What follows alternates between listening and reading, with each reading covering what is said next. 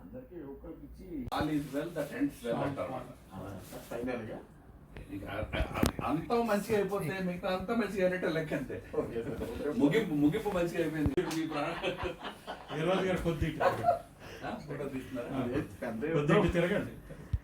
లేదు బొకే ఇస్తారండి జాబ్ కాదు సార్.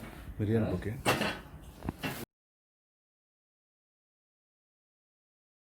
ఈరోజు ఆంధ్రప్రదేశ్ భారతీయ జనతా పార్టీ కొత్త అధ్యక్షుడిగా నియామకం జరిగిన తర్వాత మిత్రులు సోమవీర్రాజు గారు మొదటిసారి ఢిల్లీకి రావటం జరిగింది. ఢిల్లీలో జాతీయ నాయకుల్ని ధన్యవాదాలు కలిసి అలాగే పార్టీ ధన్యవాదాలు తెలిపి భవిష్యత్ మాట్లాడటానికి ఈ ఢిల్లీ పర్యటన ప్రధానంగా వారు వచ్చారు. నిజం చెప్పాలంటే 4 దశాబ్దాల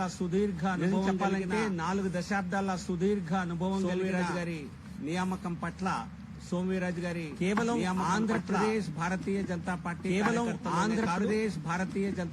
కార్యకర్తలు దేశవ్యాప్తంగా భారతీయ జనతా పార్టీ శ్రేణులందరిలోనూ భారతీయ జనతా పార్టీ అందరిలోనూ ఒక గొప్ప ఫీలింగ్ అన్నది మేము చూసాం. ఎందుకంటే కట్టుబడి సిద్ధాంతాలకు కట్టుబడి పార్టీకి కట్టుబడి సిద్ధాంతాలకు కట్టుబడి పాటు పార్టీకి దశాబ్దాల పాటు కార్యకర్తగా నాయకుడిగా రాజకీయాల్లోనే అరుదుగా ఉంటారు. భారతీయ జనతా పార్టీలోనే కనిపిస్తారు. నాయకులు భారతీయ జనతా పార్టీలోనే మీకు కనిపిస్తారు. మరి ఒక రకంగా గుర్తింపు తెచ్చి వీర్రాజు గారిని రాష్ట్ర అధ్యక్షుడిగా భారతీయ జనతా పార్టీ నియమించడం జరిగింది. మరి 40 ఏళ్ల అనుభవం ఉన్నా కూడా 40 ఏళ్ల అనుభవం అయినప్పటికీ చంద్రబాబు నాయుడు గారు చాలా చురుగ్గా ఉండి ఆయనలాగా కాకుండా కరోనా లాక్డౌన్ సమయంలోనూ రిలీఫ్ కార్యక్రమాల్లో పెద్ద స్థాయిలో పాల్గొని కరోనా లాక్డౌన్ సమయంలో కార్యక్రమాలు అటు సేవా కార్యక్రమాల్లో పెద్ద స్థాయిలో పాల్గొని మరి ఇటు పార్టీ కార్యక్రమాలు అటు సేవా కార్యక్రమాల్లో 40 ఏళ్ల యువకులంగా గట్టి పోటీ ఇవ్వగలిగినటువంటి యువతత్వం ఉన్నటువంటి 40 ఏళ్ల యువకులు కూడా గట్టి పోటీ ఇవ్వగలిగినటువంటి కూడా యువతత్వం ఉన్నటువంటి పోరాడే నాయకుడు వీర్రాజు గారు. సో కాబట్టి అనుభవంతో కూడా మరి ఉత్సాహం తప్పనిసరిగా భారతీయ జనతా పార్టీని ఆంధ్రప్రదేశ్ లో ఉన్నటువంటి మరి చాలా ఉత్సాహంగా భారతీయ జనతా పార్టీని అందరూ కార్యకర్తలందరం భావిస్తున్నాము. 2 పార్టీలకి రాష్ట్రంలో ప్రధానంగా 2 ప్రాంతీయ పార్టీలు ఉన్నాయి ప్రస్తుతం. అటు అధికారంలో ఉన్నటువంటి వైఎస్ఆర్ కాంగ్రెస్ పార్టీ వైసీపీ, ప్రతిపక్షంలో ఉన్నటువంటి తెలుగుదేశం 2 ప్రాంతీయ పార్టీలే. ఈ 2 పార్టీలకు సమదూరాన్ని పాటిస్తూ ఒక ప్రత్యామ్నాయ శక్తిగా ఎదగాలి అన్నదే భారతీయ జనతా పార్టీ జనసేన కూటమి యొక్క ఉద్దేశం, లక్ష్యం. సో ఖచ్చితంగా ఆ దిశగా మేము చేసేటువంటి ప్రయత్నాలు ఆంధ్రప్రదేశ్ ప్రజలు ఆశీర్వదిస్తారని మాకు పూర్తిగా నమ్మకం ఉన్నది. ఎందుకంటే అభివృద్ధిని ఆధారంగా చేసుకుని మరి కుటుంబ రాజకీయాలకు అతీతంగా, కులాలకు అతీతంగా, వ్యక్తులకు అతీతంగా పనిచేసేటువంటి party Bharatiya Janata party. So కాబట్టి తప్పనిసరిగా భారతీయ జనతా పార్టీ జనసేన కూటమికి భవిష్యత్తు చాలా ఉజ్వలంగా ఉండబోతుంది అన్నది మరి రాష్ట్ర రాజకీయాలు పరిశీలించిన వారి అందరి ఎవరికైనా సామాన్య ప్రజలకు కూడా స్పష్టంగా అర్థమవుతోంది. ఇక చాలా మంది రాష్ట్రంలో అవకాశం ఎక్కడ ఉన్నది, శూన్యత ఎక్కడ ఉన్నది అని చాలా పొరపాటు పడుతున్నారు. ఏ పార్టీ తగ్గితే బీజేపీకి అవకాశాలు ఉంటాయన్న విశ్లేషణలు మొదలయ్యాయి. భారతీయ జనతా పార్టీ ఎవరి వల్లనో వచ్చే శూన్యతని భర్తీ చేసే పార్టీ కాదు. మా అంతటా మేమే ఒక శక్తిలాగా ఎదగటం వల్ల ఇతరులు తగ్గాల్సింది తప్పితే వారెవరో తగ్గితే మేం పెరగాలన్న ఆలోచనలో మేముండం. ఆంధ్రప్రదేశ్ రాజకీయాలు కూడా ఉత్తరప్రదేశ్ రాజకీయాలు లాగానే భవిష్యత్తులో మారబోతున్నాయి అన్నది మాకున్నటువంటి స్పష్టమైన లక్ష్యం. అక్కడ కూడా రెండు ప్రాంతీయ పార్టీలు ఒకరి తర్వాత ఒకరు అధికారంలోకి వస్తూ సమాజ్వాదీ పార్టీ అని, బహుజన్ సమాజ్ పార్టీ అని, ఇటువంటి పోకడ్లే ఈ ప్రాంతీయ పార్టీలకు ఏ పోకడ్లు ఉన్నాయో ఇవే పోకడ్లు ఉత్తరప్రదేశ్ లో కూడా కనిపించేవి. 2013 సంవత్సరంలో మేము ఉత్తరప్రదేశ్ లో ప్రధాన రాజకీయ పక్షంగా ఎదుగుతాము, అధికారానికి మేమే అధికారంలోకి వస్తామంటే ఎవరు నమ్మేవారు కాదు. సో కాబట్టి ఎవరికన్నా ఆంధ్రప్రదేశ్ లో కూడా ఇటువంటి పరిస్థితులు వస్తాయా అని అనుమానం ఉంటే 2012లో భారతీయ జనతా పార్టీ పొజిషన్ ని, 2017లో 19లో భారతీయ జనతా పార్టీకి ఉన్న పరిస్థితిని మీరు అంచనా వేసుకుంటే ఏ రకంగా కొద్ది సంవత్సరాల్లోనే అక్కడ పూర్తిగా చిత్రం మారిందో మీకు అర్థమవుతుంది. సో కాబట్టి ఏదో ఒక పార్టీ తగ్గాలి అది లేదు, మేము వస్తే వారు ఖచ్చితంగా తగ్గుతారు. ప్రజలు భారతీయ జనతా పార్టీ పట్ల ఆకర్షితులు అవ్వటానికి మాకున్నటువంటి అభివృద్ధి ఎజెండా, మాకున్నటువంటి ప్రధాని నరేంద్ర మోదీ గారికి ఉన్నటువంటి నాయకత్వ పటిమ, దేశ ప్రజల్లో, ఆంధ్రప్రదేశ్ ప్రజల్లో మోదీ గారి పట్ల ఉన్నటువంటి అపారమైనటువంటి గౌరవం, ప్రాంతీయ పార్టీల పట్ల ప్రజల్లో ఉన్నటువంటి ఎంతోకింతో ప్రజలకు ఉన్నటువంటి తక్కువ భావం. ఎందుకంటే వారు ప్రాంతీయ పార్టీలు అన్నవి కుటుంబ పార్టీలుగా మిగిలినాయి రాష్ట్రంలో, మన రాష్ట్రంలో, అలాగే ఉత్తరప్రదేశ్ లో కూడా. ఎలాగైతే ములాయం సింగ్ గారు సైకిల్ తొక్కలేక ఆయన క్రియాశీల రాజకీయాల నుంచి పక్కకు వచ్చారో, మన రాష్ట్రంలో కూడా చంద్రబాబు నాయుడు గారు కూడా ఆయన కూడా దాదాపుగా రాజకీయాలకు కనుమరుగవుతున్నటువంటి పరిస్థితి మనకు స్పష్టంగా కనిపిస్తోంది. క్రియాశీల రాజకీయాల నుంచి చంద్రబాబు నాయుడు గారు దాదాపుగా పక్కకెళ్లిపోయినట్టే.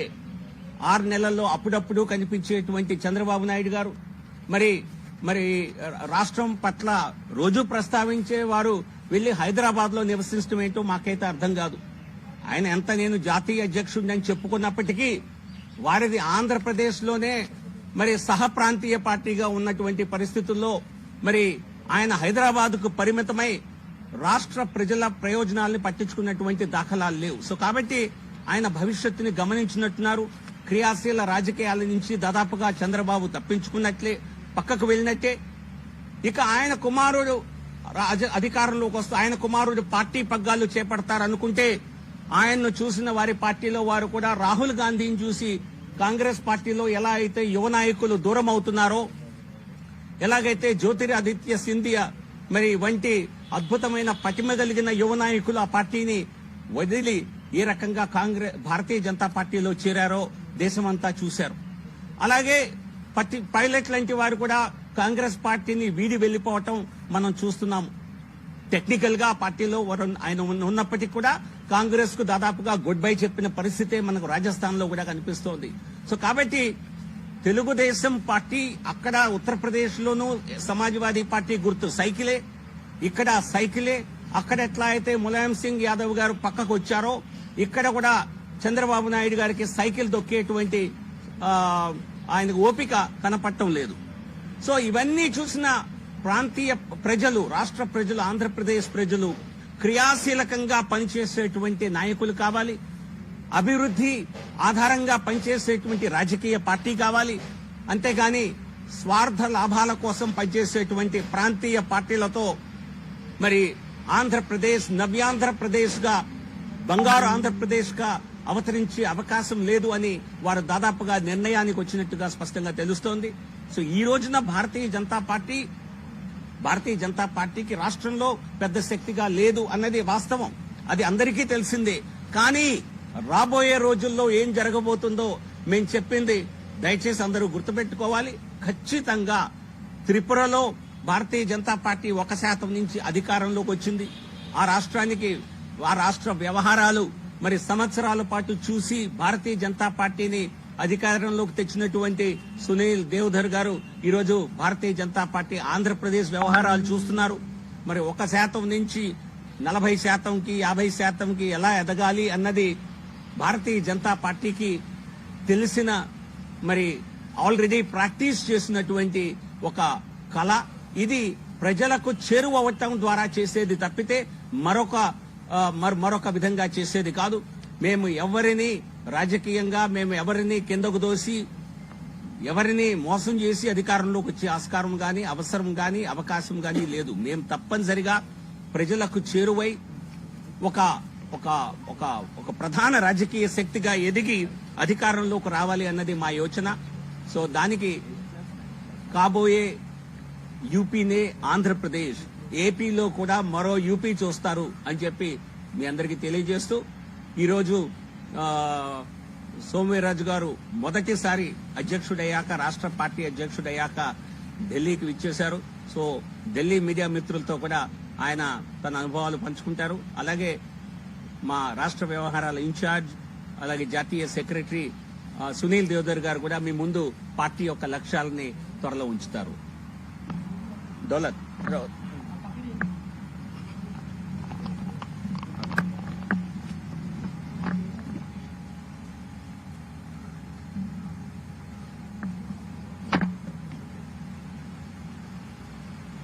I welcome all Telugu media people here at GVL Narsimha Rao ji's residence today.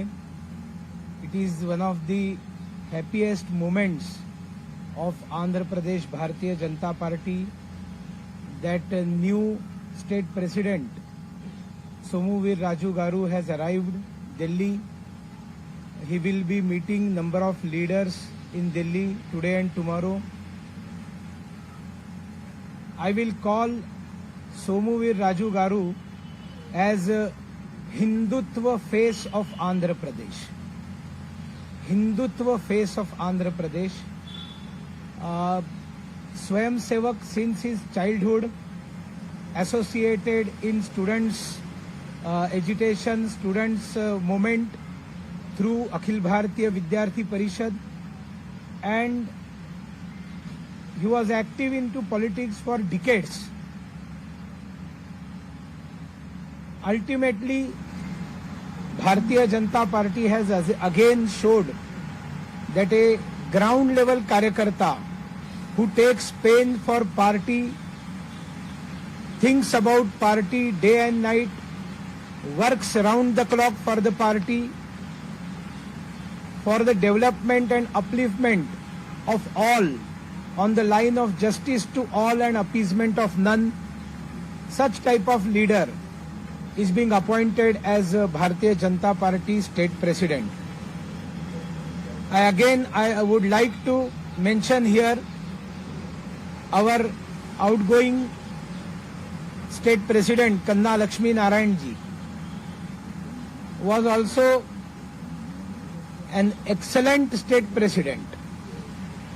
He took charge of our party when party was departed or separated from Telugu Desam Party, and really they were the tough times for Andhra Pradesh BJP.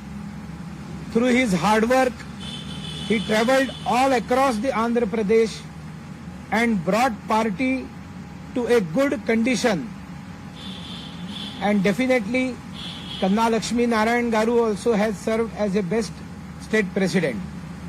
And now this new innings of Somuvir Raju Garu and the alliance partner Janasena Party, we together, we are pledged to fight for the people of Andhra Pradesh, those who are being backstabbed for years by Telugu Desam Party and now stabbed by YSRCP party from front. Telugu Desam party ने पीछे से वार किया, YSRCP सामने से वार कर रही है. आंध्र प्रदेश की जनता तकलीफ में है, संकट में है, and that is why the only alternative in coming days for Andhra Pradesh is Bharatiya Janata Party and Janasena alliance, and we will fight for the right of all sects of Andhra Pradesh, all people of Andhra Pradesh. Bharatiya Janata Party Janasena alliance is a an alliance free from corruption, an alliance free from casteism, and an alliance free from Kutumbaraj, dynasty politics. And that is why under the able leadership of Narendra Modi ji, Amit Bhai Shah ji, and our national president Jagat Prakash Nadda ji at center, also we will be having support of our other Andhra Pradesh and Telangana leaders, Ram Madhav ji, Muralidhar Rao ji, Nirmala Sitaraman Garu, and all other leaders.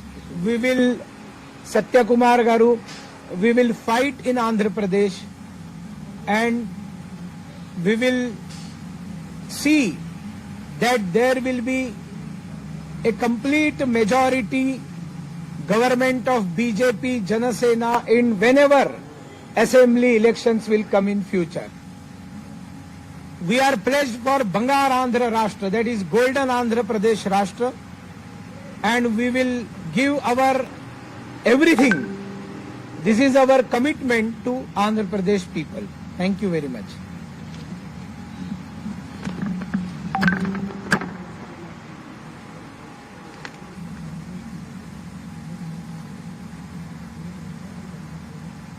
అందరికీ నమస్కారం. అధ్యక్షుడిగా ప్రకటించిన తర్వాత ఢిల్లీలో ఉన్నటువంటి పత్రికా ప్రతినిధులని మిమ్మల్ని కలవడం నేను ఎంతో ఆనందాన్ని వ్యక్తం చేస్తున్నాను. చాలా సీనియర్ ప్రతినిధులు, ఎన్టీవీ ప్రతినిధులు కానీ, చాలా చక్కటి మిత్రులు, సాక్షి కానీ, టీవీ9 పెద్దలు, అనేక మంది యువకులు పెద్దలతో చాలా కాలం నుంచి సన్నిహిత సంబంధాలని వారితో మెయింటైన్ చేస్తున్నాను. ఈ కరోనా సందర్భంలో పత్రికా ప్రతినిధులుగా మీరు డాక్టర్స్ ఏ విధంగా అయితే ప్రయత్నం చేస్తున్నారో అదే విధమైనటువంటి ప్రయత్నం ప్రజల్లోకి, ప్రతి అంశంలోకి వెళ్లి ప్రయత్నం చేయడం, ఇది సమాజానికి అవసరం అయినప్పటికీ కూడా చాలా కష్టకాలంలో పత్రికా రంగంలో ఉన్నటువంటి ప్రెస్ రిపోర్టర్స్ కూడా ఉన్నారు. రాజమండ్రిలో ఒక యువకుడే ఈ కరోనా సందర్భంగా మరణించడం జరిగింది. బాధాకరమైనటువంటి విషయం. నన్ను అధ్యక్షుడిగా నియమించడం, నేను పార్టీకి, నడ్డా గారికి, ప్రధానమంత్రి గారికి, అలానే అమిత్ షా గారికి, పార్టీ యొక్క యంత్రాంగానికి సర్వదా ఎల్లప్పుడూ కూడా ధన్యవాదాలు తెలియజేస్తూ, అదే రీతిలో పనిచేస్తూ నేను పెడతానని మీ ద్వారా నేను తెలియజేస్తున్నాను. వారికి కృతజ్ఞతలు తెలియజేస్తున్నాను. ప్రధానంగా నరసింహారావు గారు, అలానే సునీల్ జీ మాట్లాడినటువంటి విషయాలనే నేను కొంత సూటిగా చెప్పడం కోసం ప్రయత్నం చేస్తాను. భారతీయ జనతా పార్టీ 24 ఎన్నికల్లో చాలా సీరియస్ గా ముందుకు పెడుతుంది. Very serious. ఈవేళ నేను ఒక మిత్రుడితో మాట్లాడాను, ఎక్స్ మినిస్టర్. ఆయన అన్న సీరియస్ గానే ఉన్నారా అని అడిగారు. ఈ కారణం ఎందుకు వస్తుందంటే 2 అంశాల మూలంగా ఈ అంశం ప్రస్తావిస్తున్నారు జనరల్ గా. ఈ మధ్యన సునీల్ జీ ఒక విషయాన్ని ప్రస్తావించారు. ఎక్కడో చంద్రబాబు నాయుడు గారు ఫోన్ తీసుకుని లోపలికి వెళ్తా అమిత్ భాయ్ దగ్గర నుంచి ఫోన్ వచ్చింది, అమిత్ భాయ్ దగ్గర నుంచి ఫోన్ వచ్చింది అంటున్నాడట. అంటే బీజేపీ నాన్ సీరియస్. మరలా బీజేపీ చంద్రబాబు నాయుడు దగ్గరికి వెళ్ళిపోతుంది అనేటువంటి ఓ ఫీలర్స్ ను వదలడం కోసం చంద్రబాబు నాయుడు గట్టి ప్రయత్నం. మరొక వైసీపీ వాళ్ళేమంటున్నారు, మేము బాగానే సంబంధాలు మెయింటైన్ చేస్తున్నాం, మేము బాగానే సంబంధాలు మెయింటైన్ చేస్తున్నాం అంటే మీలో కన్ఫ్యూజన్ వస్తుంది, ప్రజల్లో కన్ఫ్యూజన్ క్రియేట్ చేయడం కోసం ప్రయత్నం చేస్తున్నారు. ఇది పాలిటిక్స్ లో వాళ్ళు ఆడేటువంటి ఒక పెద్ద ఆట. దీని భారతీయ జనతా పార్టీ ఆటకి మరొక ఆటని చదరంగాన్ని ఆడుతున్నాం మేము ఇవాళ. భారతీయ జనతా పార్టీ చదరంగం అంటే సెస్ అంటే చాలా సీరియస్ గేమ్, అది చాలా తెలివైనటువంటి ఆట. అది అంతకంటే తెలివిగా భారతీయ జనతా పార్టీ వ్యవహరిస్తుంది ఈ అంశాల్లో. దీన్ని బాగా కాయిన్ చేస్తున్నారు, ఇది బాగా ప్రచారం చేస్తున్నారు. ఈ ప్రచారాల్ని ఇవాళ భారతీయ జనతా పార్టీ జనసేన పార్టీ యొక్క కాంబినేషన్ ని నేను ఇప్పుడు చెప్తున్నాను. నేను 98లో చూశాను ఆంధ్రప్రదేశ్ లో భారతీయ జనతా పార్టీ. ఇవన్నీ సీరియస్ అంశాలు, ప్రాక్టికల్ గా జరిగినటువంటి అంశాలు నేను ప్రస్తావిస్తున్నాను. 98లో ఆంధ్రప్రదేశ్ లో భారతీయ జనతా పార్టీకి 19% ఓట్లు వచ్చినాయి. రాజమండ్రి ఎంపీ నెగ్గారు, కృష్ణరాజు గారు నెగ్గారు కాకినాడలో, అలానే తెలంగాణలో 2 ఎంపీలు నెగ్గారు. అనేకమైన ప్రాంతాల్లో 2 లక్షల ఓట్లు కూడా వచ్చినాయి. 96లో ప్రతి పార్లమెంట్ లో 13,000 ఓట్లు వచ్చినాయి. 98 వచ్చేటప్పటికి ఫేస్ మారిపోయింది వాజ్పేయి గారి లీడర్షిప్ లో. అట్లనే 2009లో చిరంజీవి గారు పోటీ చేస్తే మరొక 19% ఓట్లు వచ్చినాయి. మొన్న చాలా ఏమైనా చంద్రబాబు నాయుడు ఓడిపోవాలి అంటే జనసేనకి 7% ఓట్లు వచ్చినాయి. అంటే ఆంధ్ర రాష్ట్రంలో అంటే వాక్యూమ్ లేదు, ఖాళీ లేదంటున్నారు అందరూ కూడా. ఖాళీ 20% ఖాళీ ఉంది. భారతీయ జనతా పార్టీ జనసేన కాంబినేషన్ ఇప్పుడు 25% తోటి ఉంది. ఇది చాలా స్పష్టం. నేను చెప్పిన దాంట్లో చాలా అర్థం ఉంది. దీనికి అందరు కూడా తెలుసుకుంటున్నారు. తెలుసుకుని నేను వెంకటకృష్ణ గారు నన్ను ప్రశ్న వేశాను. ఏమన్నారంటే అది రెడ్ల పార్టీ అంట, ఇది కమ్మోరు పార్టీ. వెంకటకృష్ణ గారు ఇది కమ్మోరు పార్టీ, అది రెడ్ల పార్టీ కాదు భారతీయ జనతా పార్టీ దృష్టిలో. తెలుగుదేశం కమ్మోరు పార్టీ కూడా కాదు. ఆ 2 ఫ్యామిలీ పార్టీలు. అది చంద్రబాబు నాయుడు కొడుకు పార్టీ. ఇది రాజశేఖర రెడ్డి గారు అబ్బాయి పార్టీ, వాళ్ళ ఫ్యామిలీ పార్టీ. ఈ ఫ్యామిలీ పార్టీలో భారతీయ జనతా పార్టీ హిందుత్వాన్ని చెప్పారు సతీష్, మన సునీల్ జీ మాది సకల జనుల పార్టీ. మా క్యాస్ట్ ఎందుకండి? మోడీకి ఏం క్యాస్ట్ ఉందండి? చైనాను ఎదుర్కొంటున్నాడు మోడీ, పాకిస్తాన్ ఎదుర్కొంటున్నాడు. ఆర్టికల్ 370 రద్దు చేశాడు మోడీ గారు. మా క్యాస్ట్ ఉందా? నెహ్రూ గారు అబ్బాయా? మోడీ గారు నెహ్రూ గారు అబ్బాయా? మోతీలాల్ నెహ్రూ కొడుక? వాజ్పేయి గారు ఆయన అడిగారు వాజ్పేయి గారిని, మీరు ప్రధానమంత్రి అవుతారా అని అడిగారు వారిని. అడిగితే ఆయన చెప్పారు, నేను ఆఫ్టర్ ఆల్ ఆయన స్కూల్ టీచర్ సన్, బడిపంతులు కుమారుణ్ణి. ప్రొక్రాన్ టెస్ట్ చేశాడు, 4 రోడ్లు వేశారు, కార్గిల్ యుద్ధం చేశారు వాజ్పేయి గారు. అమెరికా కన్ను కప్పి ప్రొక్రాన్ టెస్ట్ చేసి అద్భుతమైన కార్యక్రమాలు చేశాడు. ఇవాళ మోడీ గారు ఏం చేస్తున్నారో మీ అందరికి కూడా తెలుసు. కాబట్టి ఏదైనా తెలుగుదేశం, ఎన్టీ రామారావు గారు తెలుగుదేశం పేద ప్రజల పార్టీ, అది కమ్యూనిస్ట్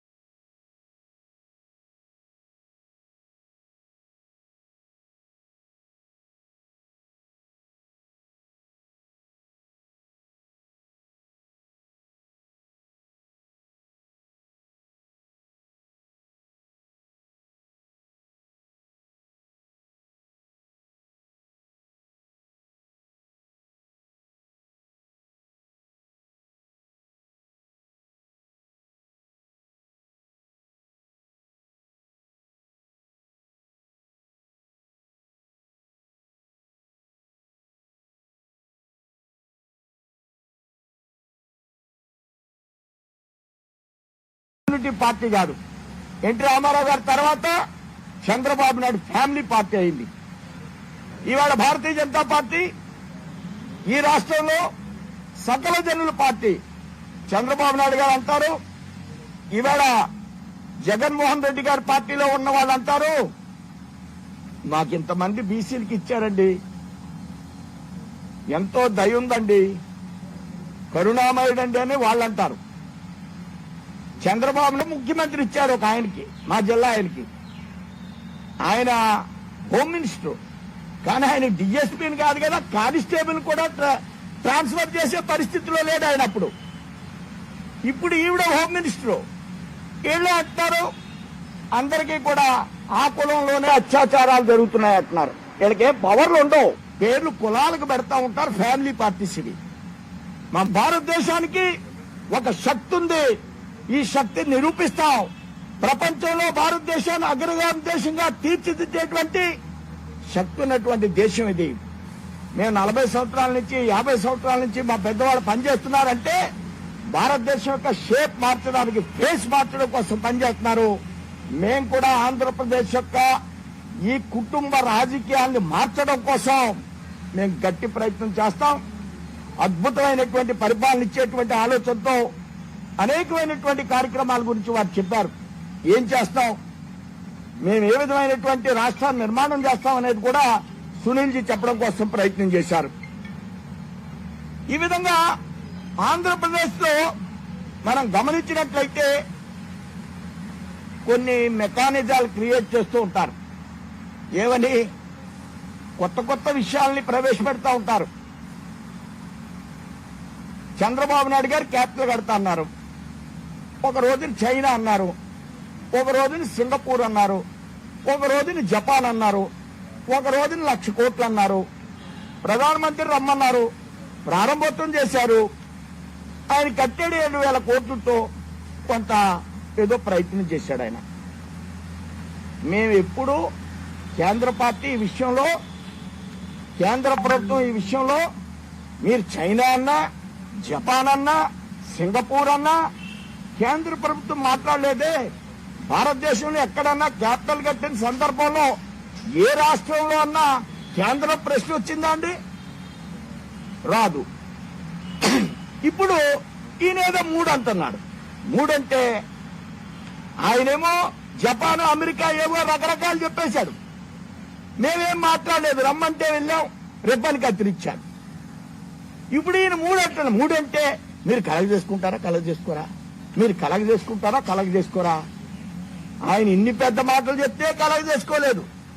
ఇప్పుడు 3 అంటే మీరు కలెక్ట్ చేసుకుంటారా, కలెక్ట్ చేసుకోరా?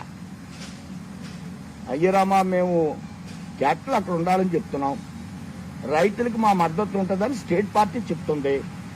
కానీ ఇదో పెద్ద చర్చ. అసలు కలెక్ట్ చేసుకుంటుందా, కలెక్ట్ చేసుకోదా? అంటే ఏది వారు చెప్తే, ఏది వారు నిర్ణయిస్తే, ఏది టోకెన్ చేస్తే, ఏది ఒక ఉద్యమంగా నిర్మాణం చేసేస్తే ఇక దాన్ని బీజేపీని మళ్ళా ఇరుక్కుని పెట్టేటువంటి పరిస్థితి, ప్రత్యేక హోదా అనేటువంటి ఇరుక్కుని పెట్టేటువంటి పరిస్థితి. దేనికి భారతీయ జనతా పార్టీ ఇప్పుడు కొత్తగా కొన్ని విషయాలు చెప్తున్నారు.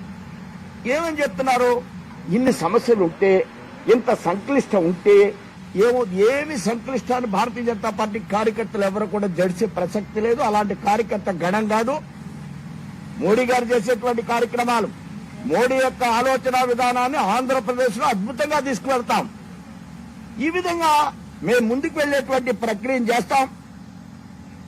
ఉద్యమాలకి చేసేటువంటి కార్యక్రమాలని మేము ఎట్టి పరిస్థితుల్లోనూ వెరవం. ఆ క్యాపిటల్ గురించి మేము ఏమైతే చెప్పామో రాష్ట్ర పార్టీ దానికి అనుగుణంగా ఉంటది. అంతేగాని అందులో కేంద్రం కలగజేసుకుంటుందా అంటే కేంద్రానికి సంబంధం లేదు. చంద్రబాబు నాయుడు టైంలోనూ సంబంధం లేదు, ఇప్పుడు సంబంధం లేదు, దేశంలో ఏ క్యాపిటల్లోనూ సంబంధం లేదు. అప్పుడు గుజరాత్ గట్ల, ఈ మధ్యకాలంలో ఉత్తరాంచల్లో ఏదో వారు మాట్లాడినా, అలానే హిమాచల్ ప్రదేశ్ క్యాపిటల్ వచ్చిన సందర్భంగా ఆ మధ్యకాలంలో 3 రాష్ట్రాలు, ఛత్తీస్గఢ్ కానీ ఇంకోటి కానీ ఎవరు కేంద్రం గురించి మాట్లాడలేదు. క్యాపిటల్ గురించి అసలు పెద్ద చర్చ లేదు. మన ఆంధ్రప్రదేశ్ లో క్యాపిటల్ ఇదో పెద్ద చర్చ. అది పెట్టేసి దీని ఆయన పెద్ద క్యాపిటల్ అన్నాడని ఈయన 3 అంటున్నాడు. ఏంటి కోర్టు ఎక్కడ పెడితే మూడంటే దాని మీద పెద్ద చర్చ, మూడింటికి అనుకూలంగా. ఇవి అన్ని స్లోగన్స్ తో వెళ్లేటువంటి అంశాలు. కానీ బీజేపీ అనేకమైన విషయాల్లో కలగజేసుకుంటది. ఏ విషయంలో కలగజేసుకుంటుంది భారతీయ జనతా పార్టీ? జగన్ గారు పట్టాలు ఇస్తున్నారు, 30 లక్షలు ఇస్తున్నారు, 10 లక్షలు ఇళ్లు ఇవ్వడానికి కలగజేసుకుంటున్నాడు మోడీ గారు. 10 లక్షలు ఇళ్లు ఇచ్చే విషయంలో కలగజేసుకుంటున్నాడు. ఆల్రెడీ శాంక్షన్ చేశాడు, 1,50,000 సబ్సిడీ ఇస్తారు 10 లక్షల ఇళ్లకి, 1,50,000. ఇది మోడీ గారు కలగజేసుకోవడం అంటే. 3,000 కోట్లతో పట్టాల్లో ఇచ్చిన భూముల్లో రోడ్లు వేస్తున్నాం, ఎలక్ట్రిఫికేషన్ కి నిధులు ఇస్తున్నాం, కుళాయిలు వేయడం కోసం 30 లక్షల ఇళ్లలో కుళాయిలు భారతీయ జనతా పార్టీ వేస్తుంది. ఇలాంటి వాటిలో కలగజేసుకుంటుంది.